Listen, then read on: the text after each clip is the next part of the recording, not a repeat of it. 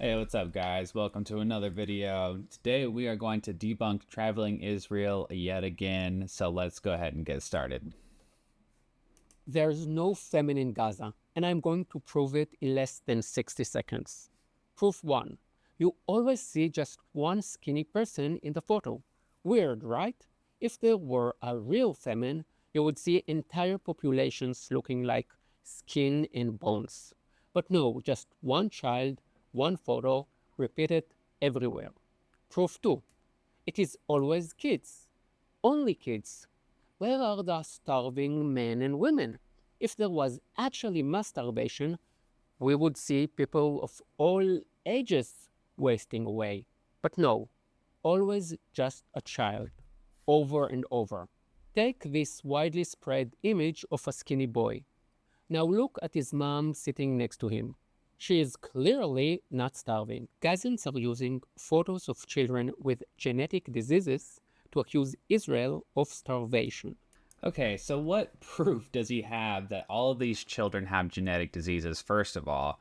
And secondly, this idea that an entire population needs to be starving and skin and bones for it to be a famine is just wrong. And not only that, he will later in the video talk about Yemen and Sudan as places that have real famine. Gaza is not experiencing any level of famine whatsoever, but Yemen and Sudan are. It's interesting. One of his proofs that there's no famine in Gaza is that, oh, this woman is larger than the child is, so therefore there's no starving. Let's look at an example of a Yemeni woman and her child. Of course, in Yemen, there's a real famine, as he says later in the video. But this woman does not look like she's skin and bones. This woman is not starving, right? Does that prove there was no famine in Yemen in 2016? No, obviously, right? That doesn't disprove anything.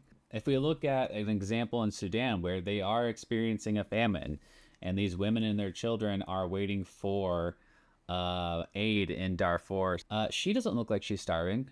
So does that disprove that there's a famine in Sudan? No, obviously not, right? That is a stupid, stupid argument. Next to him.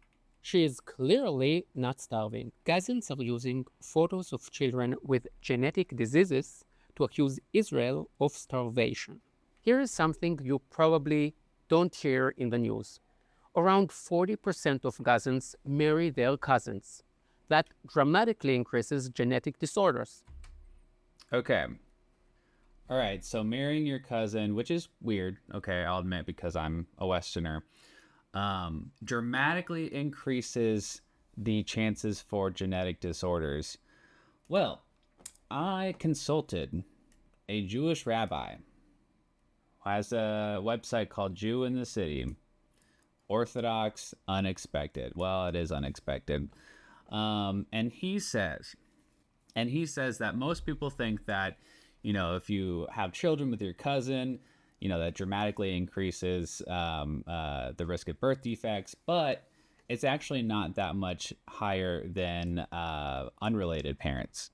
It's 3 to 4% for unrelated parents versus 4 to 7% among cousins. So I wouldn't say that's a dramatically higher number. So again, Traveling Israel, wrong. Including those that cause children to be severely underweight. And again, which genetic disease does that? He doesn't explain. He doesn't he doesn't give us any information other than that's a genetic disease because I say so. Because I have the expertise to look at a child who is experiencing extreme hunger and say that no, that's actually a genetic disease, with no proof whatsoever. Largest of war or food supply. There is a lot of suffering in Gaza, no question. But if there were real famine, you wouldn't just see isolated, recycled images of a few malnutrition children. Okay, again, this isn't true. Like, nobody's saying there's mass famine in Gaza. Most people who are paying attention to this are saying that there is risk of famine and famine is starting to occur. It's in the beginning stages. According to the UN, which we all know is a Hamas propaganda outlet, famine silently begins to unfold in Gaza. unfold, as in it's happening now, not it's been happening for months and months and months and years. It's happening now. So what Traveling Israel is doing is creating a straw man, and saying that, oh, people are claiming that there's mass famine and that, the entire Gazan population is experiencing extreme hunger, when that's just not the case. Nobody's saying that. But it is happening. It's unfolding right now. It says here, reportedly, at least 100 people have died from hunger, and the World Health Organization has documented at least 21 cases of children under the age of 5 dying from malnutrition. Severe malnutrition is spreading among children faster than aid can reach them, and the world is watching it happening. But again, UNICEF, we can't trust them. They're Hamas, right? You would see masses. Now, before we go on, let's talk about the nasty title of this video. Best famine ever. Yeah, it is nasty, because there is no such thing as a good famine, obviously. There are thousands in Gaza suffering. Many are undernourished. But many are undernourished, that's it. At least he recognizes that they're suffering in Gaza. But at the hands of who? Only Hamas. Israel has no role whatsoever in what's happening there. The fact that most of the Western media collaborates with Hamas propaganda, pushing images of sick children just to blame Israel, that's not journalism. That's insanity. And here is the bitter truth. No one really cares about starving children. If they did, the world would be sharing photos of the two worst famine zones on the planet right now, Yemen and Sudan, where he says that people aren't sharing these photos, but you literally found those photos of those famine zones. Like, what are you talking about, dude? And yes, dude, people are talking about the famine in Yemen and Sudan. Even on Al Jazeera, famine looming in parts of Yemen, UN experts warn. The AP says famine and atrocities mount in Sudan's civil war. BBC, Sudan in danger of self-destructing as conflict and famine reign. So, yeah, people also care about famine in those areas, those countries. Again, Traveling Israel, full of shit. the people of all ages, including adults, are dying of hunger. That's real famine. That's real famine. But you're not seeing Sudanese or Yemenite kids on your newsfeed. American students aren't protesting for them. European leftists and Muslim communities aren't flooding the streets. Why not?